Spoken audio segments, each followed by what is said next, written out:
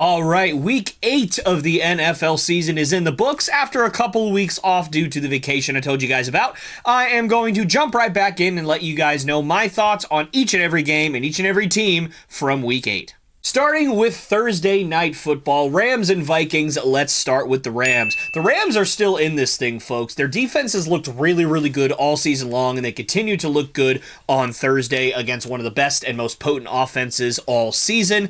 And, of course, they are now as healthy as they have been basically for the entire year. So, given that and the rest of the NFC West struggle with consistency and with injuries as well, it's looking pretty good for the Rams. They still have a real serious shot of winning this division because as of right now, everything is pretty much all knotted up in that division. I think everybody's 4-4 except the Rams are 3-4 because they've already had their bye. So basically, it's all tied up. So from here on out, it's basically a 0-0 ball game for everybody in the NFC West. As for the Vikings, they now drop 2 in a row. They seem to be coming back down to earth just a little bit. Sam Darnold really started off the year hot, but he's started to put up a little bit more pedestrian numbers as the weeks have gone on.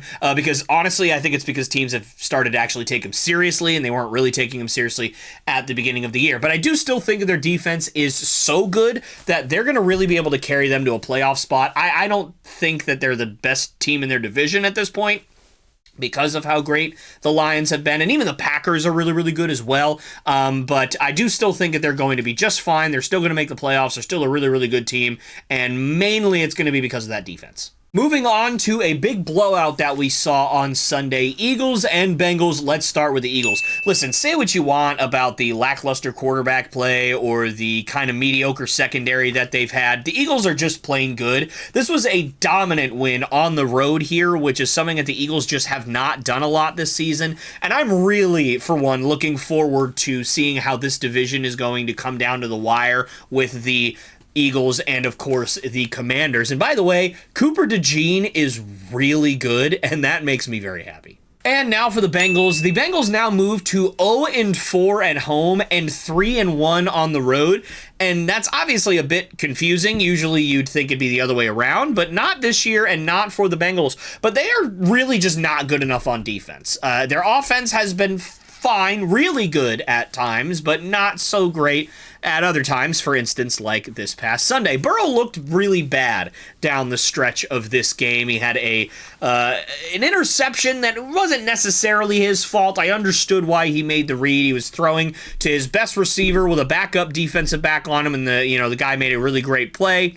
And I think it was C.J. Gardner-Johnson that got the actual interception off a tipped ball. So, and you know what? At this point, we got to start thinking about how bad of a move it was to get rid of Joe Mixon. Joe Mixon was a consistently great running back for them, and he really took a lot of pressure off of that offensive line. And, of course, Joe Burrow. And with no Joe Mixon, it's really starting to hurt their run game. The Zach Moss-Chase Brown tandem has not really gone all that well. It was Zach Moss was the number one primary back at the beginning of the season, and now it seems like it's Chase Brown, but neither of those guys are really playing all that well. So, yeah, it's starting to look worse and worse for the Bengals in terms of that move, letting Joe Mixon go. All right, probably the shocker of the weekend, Cleveland Browns and Baltimore Ravens. Let's start with the Browns. In famous Jameis, we trust. I've been saying for probably 2 or 3 years now, ever since he tore his ACL when he was with the Saints. I don't know how many years ago that was off the top of my head, but I've been saying for that long that Jameis should get another chance, and he finally got one here, and it looks like it really paid off.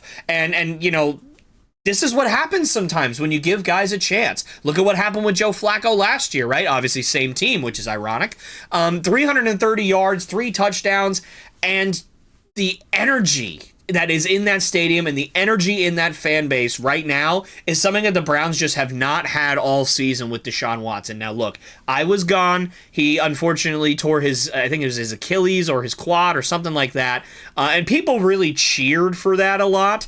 I understand that he did some bad things, right? And he may not be that great a person, but I just personally don't think we should wish pain or suffering on anyone. 2 wrongs don't really make a right. That's just my opinion. But regardless, I can understand the contempt contempt that people have for him, and obviously he was playing quite poorly as well. So I really like that, Jameis got an opportunity. And by the way, if you have not gone and picked up Cedric Tillman, the wide receiver that caught 2 touchdowns this past weekend, and I think also had a touchdown, maybe even 2 touchdowns last weekend, go do that. If you haven't picked him up in fantasy yet, I know I'm going to try to. So, you guys go right ahead and pick that up. That's my little piece of advice for you. Oh boy, this is one that the Baltimore Ravens just cannot afford to lose. They had a chance to still have a tie at the very least, or maybe even outright get the number 1 seed in the division, or the number 1 spot, I should say, in the division if they were able to beat the Browns and if the Steelers were to have lost to the Giants on Monday. We'll get to that later. But unfortunately, that didn't happen for the Ravens because the third-string quarterback of the Cleveland Browns, a guy that hasn't even been active for them for the majority of the weeks this year, outplayed the MVP. And that's just something that can't happen, obviously. This is a 2-time MVP we're talking about, and he was outplayed by Jameis Winston. Not great. The defense also not great. Honestly, it looked horrible. I mean, you can't give up that many points and that many touchdowns to a third-string quarterback. And again, this is from the perspective of the Ravens. This is not from the perspective of me. Obviously, Jameis Winston is not your average third-string quarterback. But there weren't really any underlying stats or turnover differential or they weren't massively outgained in yards, on either side of the, or not either side of the ball, but in either phase of offense. Like they didn't get outgained on the ground by 100 yards or outthrown by 100 yards. They were just slightly worse than the Cleveland Browns. And considering the Browns had 1 win on the season and it was against the lowly Jaguars, that's not good. The Ravens have now lost at least 2. I don't remember what their third loss was off the top of my head, but they lost to the Raiders that they should not have lost to, and they lost to the Browns that they should not have lost to. So they've now lost 2 games that they should win. So is this a case of not taking your opponent seriously? Is this a case of not practicing hard enough during those weeks? I don't know, but they've got to get that fixed or else they're going to really struggle in the playoffs. All right, we already talked about one blowout. Let's talk about the absolute biggest blowout of the weekend, the Detroit Lions and the Tennessee Titans. Let's start with the Lions. I really don't have much to say about the Lions here other than how do you score 52 points while only having 61 net passing yards? I don't know, but the Lions somehow figured out a way to do so. Good grief. These stats don't make any sense. And as for the Titans, how in the world do you give up 52 points on 61 passing yards? Again, my mind is... Think about this. That means that they meaning the Lions, of course, 9 more net passing yards than they had points. If ever anybody said that sentence out loud, you'd think that they got annihilated, that they had like 12 net passing yards and they scored 3 points or something like that. Like they just were horrible all day long. But no, 61 passing yards net, of course. Again, I think Jared Goff ended up with like 85 passing yards, but I'm factoring in sacks, of course, into that net passing yard statistic.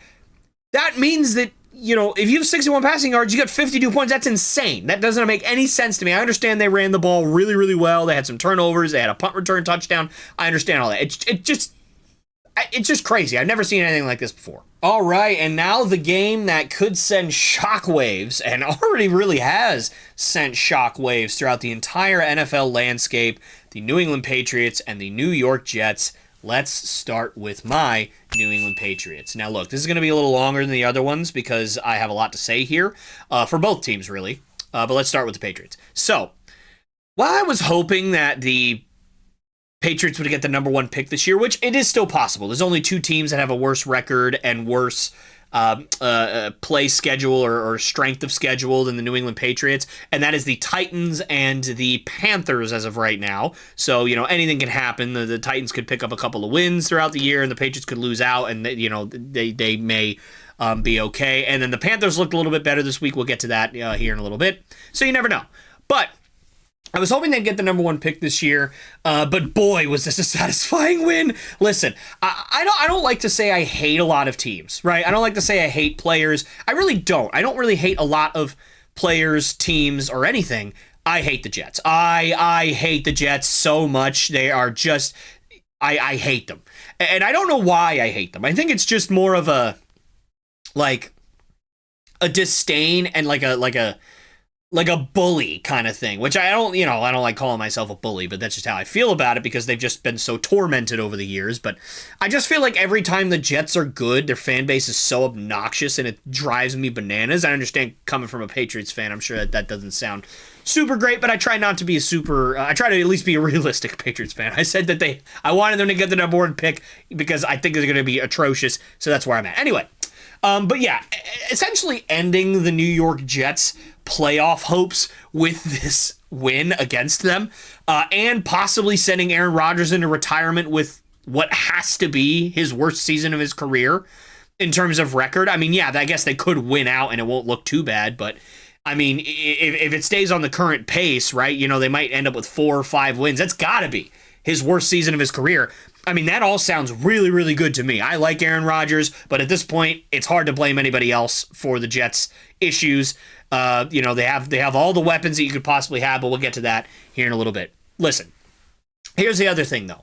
While this win was very satisfying, what happened this week is exactly why I said before I left that the Patriots should not play Drake May this year. I understand it's a freak accident. I understand it's not the offensive line's fault. He got hurt running. I get it.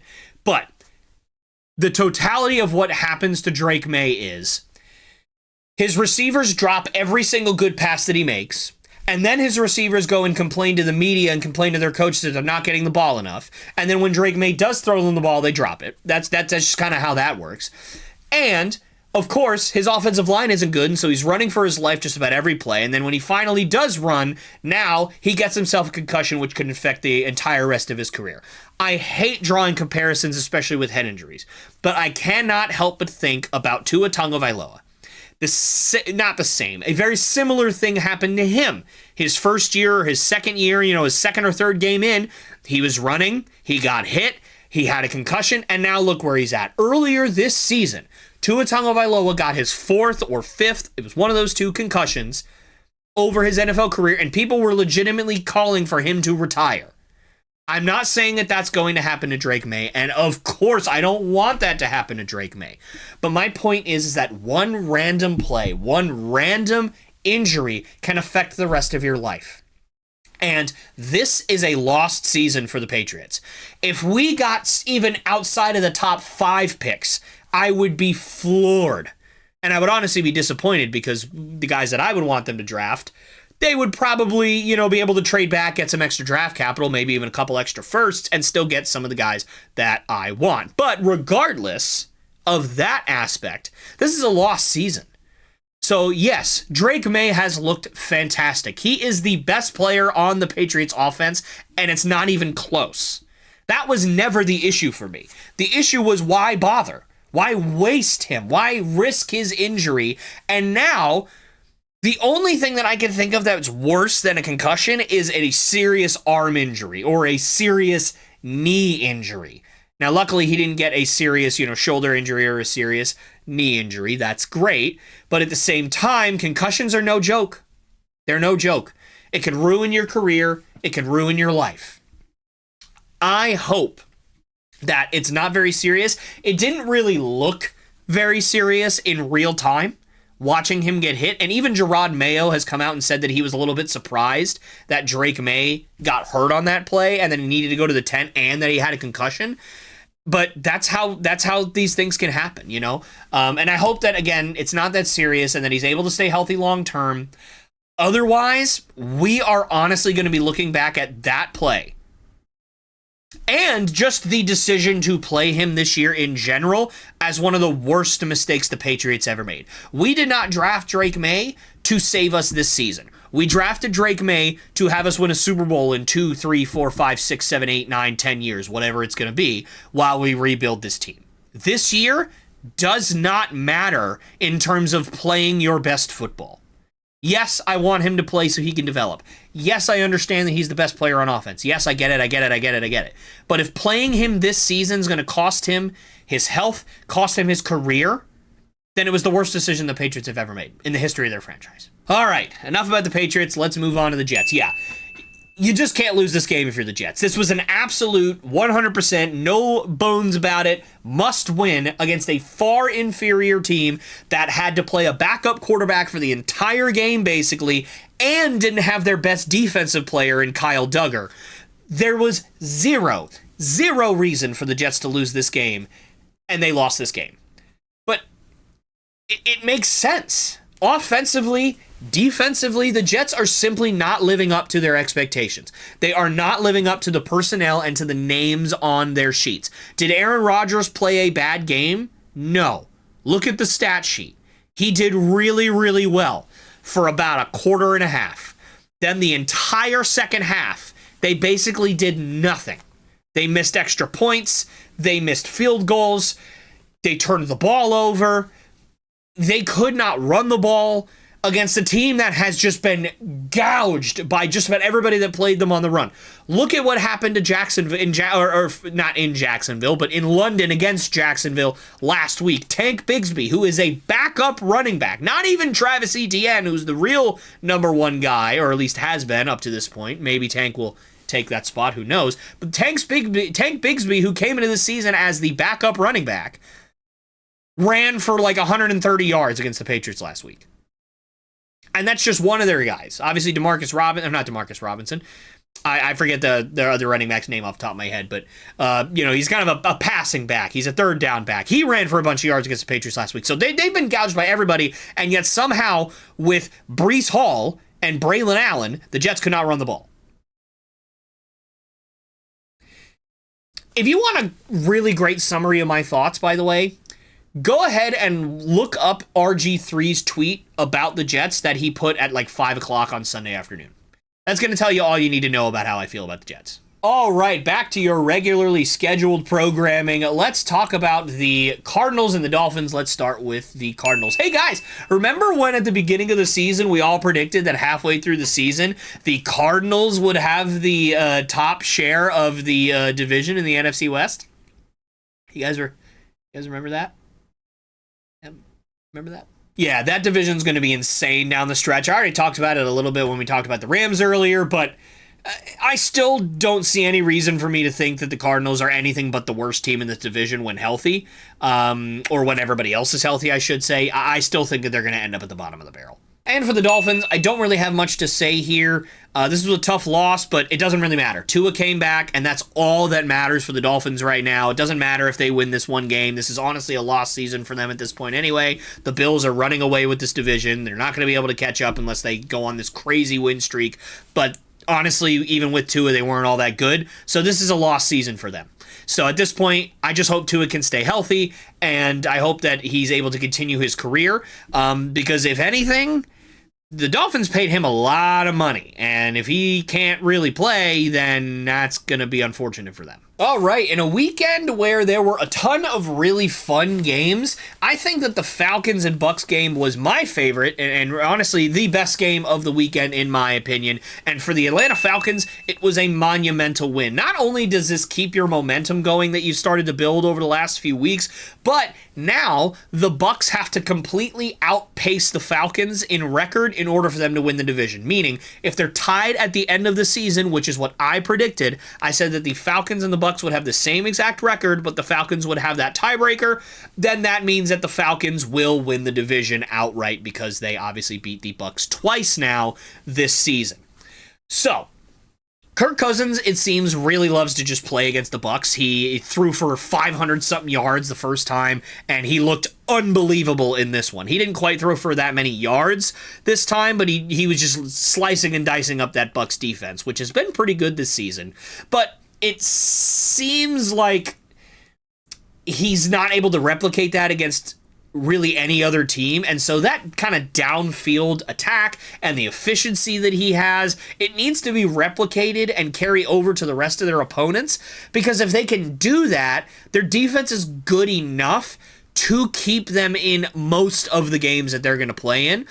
And again, Kirk Cousins is by far the best quarterback that they've had over the last couple of years, and they can be one of the best teams in the NFC if they put everything together on offense. They have the weapons for it, but it needs to be carried over to the rest of their opponents. Tough loss for the Bucks. They almost made a huge comeback, but unfortunately they did come up just a little bit short.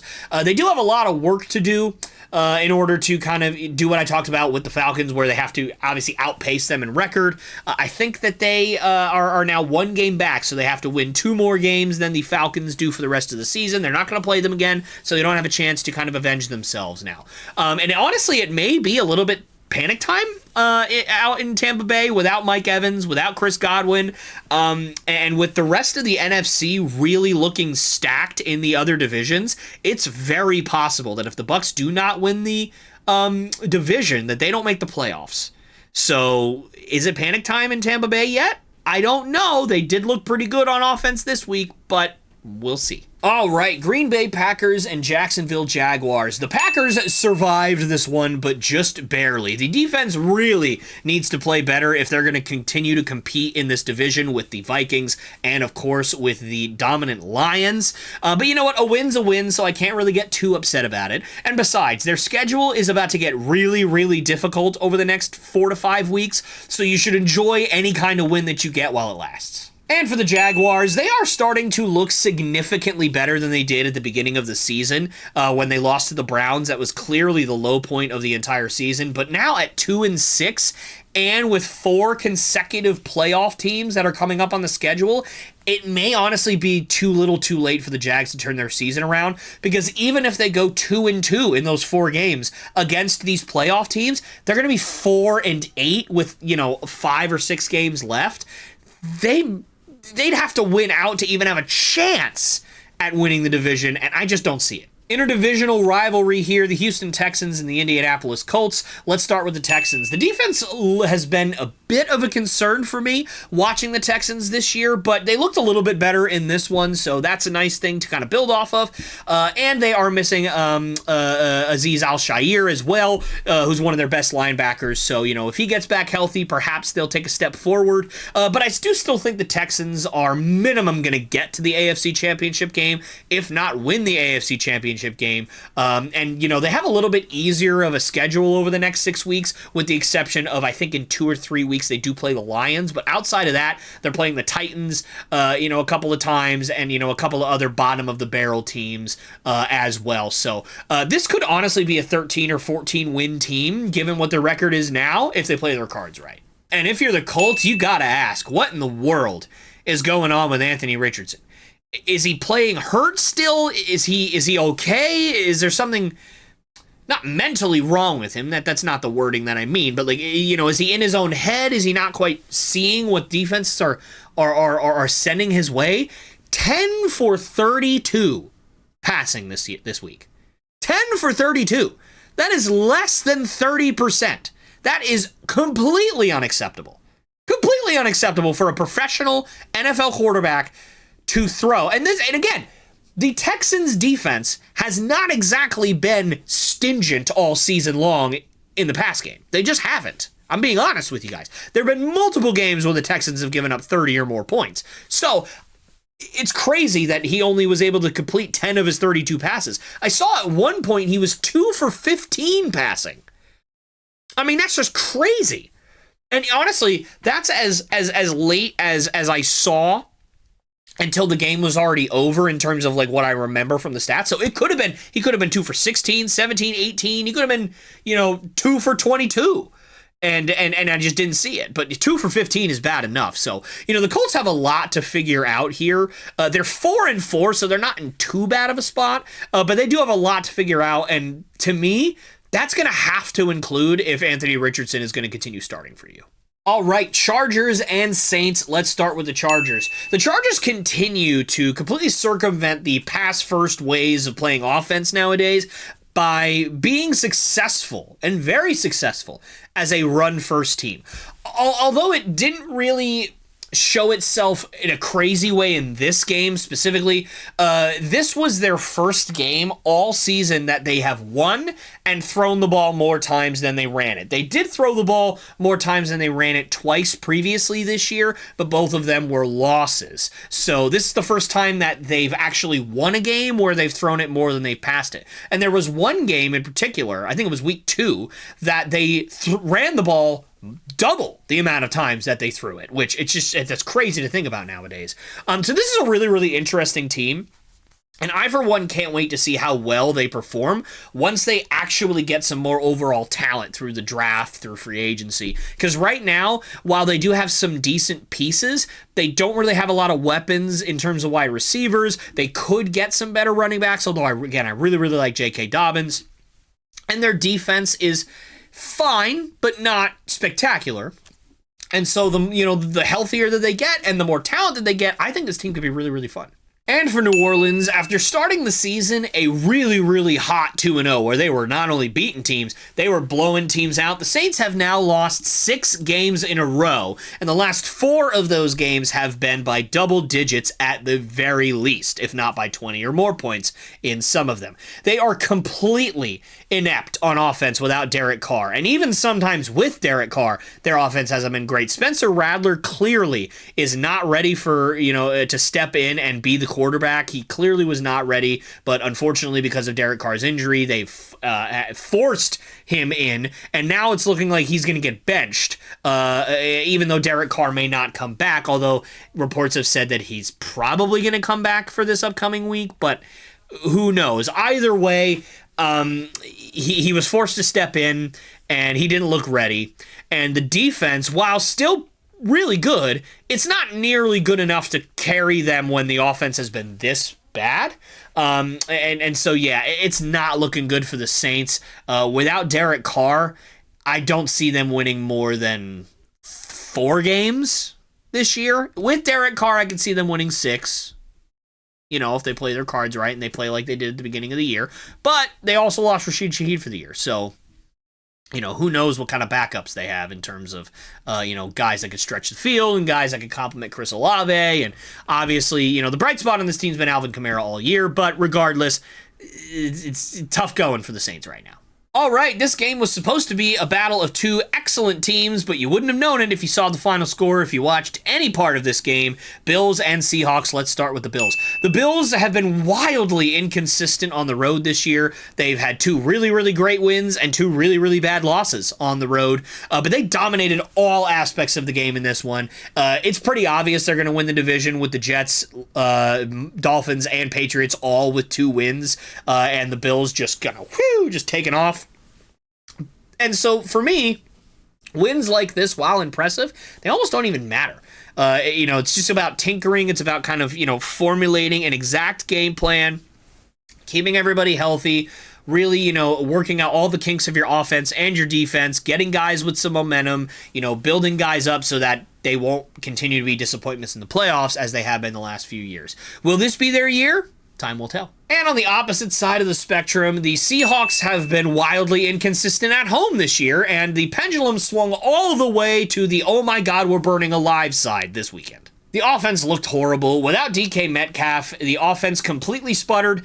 And to me, that leaves no doubt who the number 1 wide receiver is. I know there was a lot of conversation. Will it be Jackson Smith-Njigba going into the season? Will it be Tyler Lockett? Or will it be DK Metcalf? To me, it's clear. It's DK Metcalf. He's still the number 1 guy out there in Seattle. But it's tough for me to look at this game as anything other than just like you ran into a buzzsaw and you had a bad week, because we've seen the Seahawks really, really play well. They didn't have their number 1 guy, and the Bills just played really, really well. So, at a certain point, there's not really much you can do when you run into a team that's just that hot for a day. All right, Broncos and Panthers. Listen, let's start with the Broncos. Let's just get this out of the way right now. I haven't done this for a couple of weeks, so I gave several teams a lot of crap early in the season for losing to the Broncos. And I would like to formally apologize to each and every one of those teams right now, because the Broncos look excellent. Bo Nix continues to get better each and every week. He made a spectacular throw this week. One of their tight ends, I can't remember who caught the ball off the top of my head, but one of the best I think maybe the best throw I've ever seen him make at in college or in the pros. It was an incredible throw. It was a throw that you just didn't see him make in college. And this defense that the Broncos are throwing out there may be the very best in the NFL. So to me, the question becomes now, are they good enough to make a serious playoff run? Obviously, they're in the same division with the Chiefs, so it's going to be really hard to win this division with the Chiefs just continuing to pace it out as an undefeated team. Spoiler alert, we'll get to them later. But only time will tell if they're going to actually be able to make the playoffs.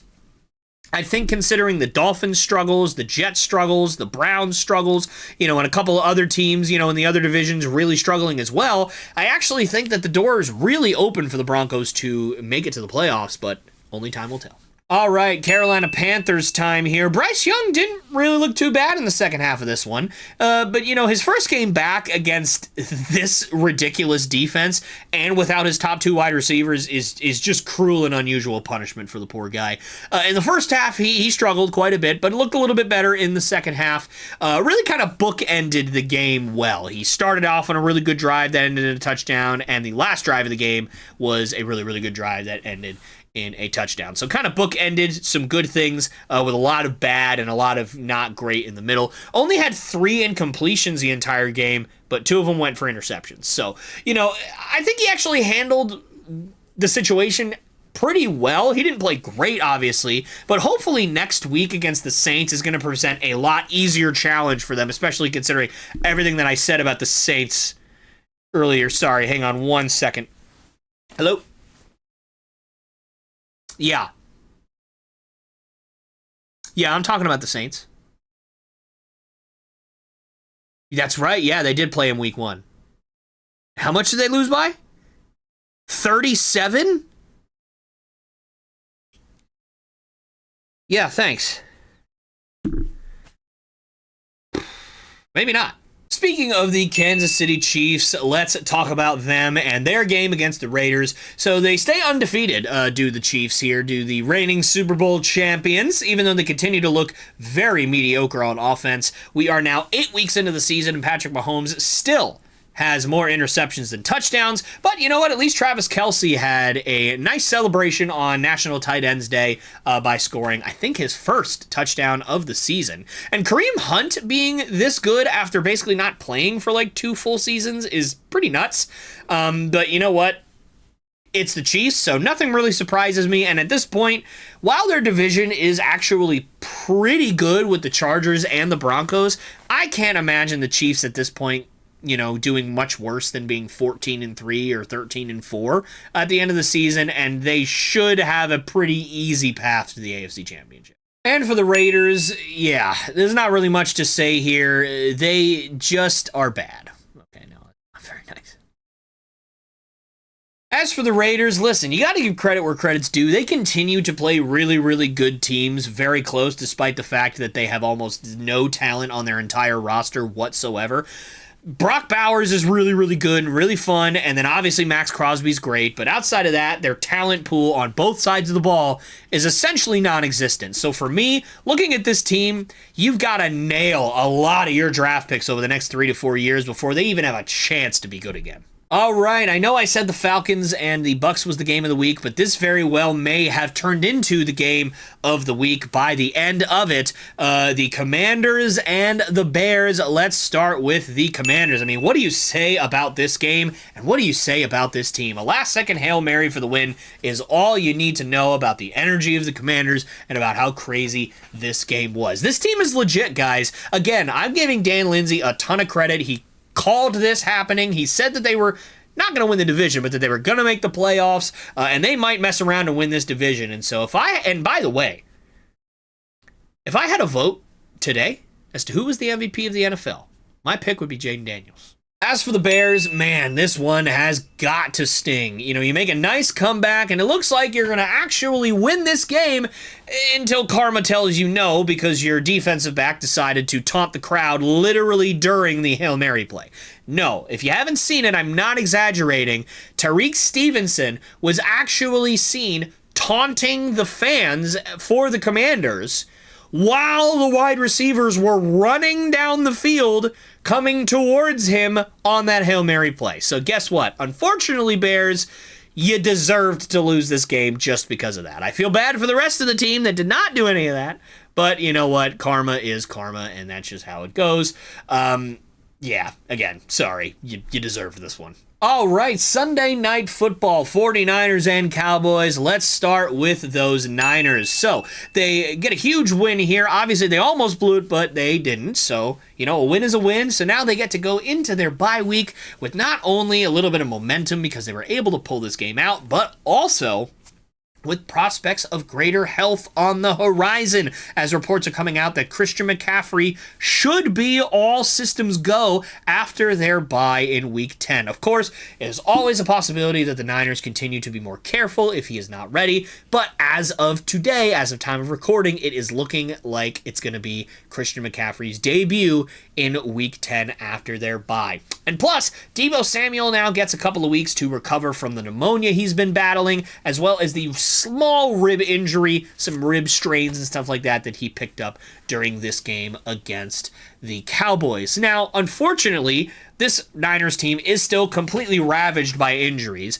Taking all those guys out of it, you still have Rock Ya-Sin that's missing a ton of time, Javon Hargrave is going to miss a ton of time, Brandon Ayuk that's out for the rest of the year, and Dre Greenlaw is still going to miss significant time after injuring himself in the Super Bowl last year. But you know what? At least they still have a really good shot to win the division. As I said earlier on, it's kind of all locked up for the NFC West. So there's still a really good chance that, they can turn things around, especially if they get a healthy Christian McCaffrey back. As for the Cowboys, listen, they're going to have to figure something else out than what they're doing, because as of right now, I'm looking at the NFC, they have a pretty much 0% chance of making the playoffs. There are two teams in their own division that are not only better than them, but that are significantly better than them. And the NFC North is probably going to have a minimum of 3 playoff teams with the Vikings, the Lions, and the Packers. And you might even be able to throw the Bears in there because they're not too far behind. So right now, I don't understand, what the Cowboys' thought process was going into the season, if they still thought that they were going to compete, even though clearly they are just inferior talent-wise.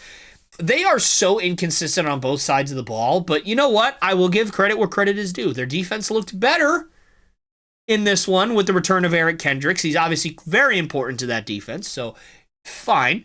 But again, they also played a injury-plagued San Francisco 49ers team that was without 2 of their 3 best wide receivers and their number 1 running back, and their number 2 running back only played a little bit because he also left the game with injury. So, not really super impressive that you kind of held up a little bit better, and you didn't even really hold up all that well against a team that's just been destroyed and demolished by injuries. Obviously, it's just not good enough for the Cowboys, and they need to face facts, okay? The Cowboys are simply not good enough. There's no other way to say it. That's just the truth. And finally, Monday Night Football, Steelers and Giants in what I would call the football equivalent of a nothing burger, but maybe that's just me being a little bit harsh. Let's start with the Steelers. The Steelers had an opportunity to take sole ownership of the number 1 spot, the top of the AFC North division, and they did exactly that on Monday night. And, beating the Giants is not all that impressive, but what was impressive is Russell Wilson has looked great since stepping in. I was vocal in one of my last videos that I did on the channel that I think Justin Fields should start for the rest of the season. I thought he'd earned it, but again, I'll give credit where credit is due. Mike Tomlin is a much better football coach than I could ever be. He knows what the heck he's doing, and Russell Wilson has looked great since stepping in, and we forget that he's Russell Wilson. I know he's been bad over the last couple of seasons, but if they can even get 75% of what Russell Wilson used to be for the rest of the season, the Steelers are actually going to be really, really good because Russell Wilson has always been a very, very good quarterback. And I have to wonder what this actually means for Justin Fields because he wasn't even active in this one. He was the 3rd string emergency quarterback due to injury, and then, of course, Russell Wilson taking his job. So, I wonder what it means for Justin Fields. And by the way, let's just all be honest with each other. That was a catch. And the New York Giants continue to look absolutely terrible on offense, and Daniel Jones has another game where he throws for 0 touchdowns, and he also, again, had 2 more turnovers to add to his total. I know I've been very harsh on Daniel Jones for the last few years, but come on, guys. He's awful. He's awful, yeah. Every once in a while, he has a game where he doesn't look completely awful. But for the most part, he looks completely awful all the time. Like, If you play 17 games, he's going to look awful in 13 of them. That's just how that's going to go. He's going to have 4 good games a year. And you're paying $40 million for 4 good games a year. You're paying $10 million per good game. That's not going to cut it. It's just not. Who did have good games, though, this week, not Daniel Jones, but who did, were Darius Slayton. He really stepped up, and Tyrone Tracy took Devin Singletary's job as Devin Singletary was injured, and he looked so good, he meaning Tyrone Tracy, over the last couple of weeks. Devin Singletary is effectively benched. He's barely even playing at this point, so good for Tyrone Tracy to kind of take that initiative and grab that opportunity when you had it. And move forward with it. So that's really cool. 2 good performances from Slayton and from Tracy to build off of. But unfortunately for those guys, they're never really going to go anywhere as long as their $40 million siphon is still on the team. All right, that's it for my thoughts. Let me know what you guys think in the comments section below.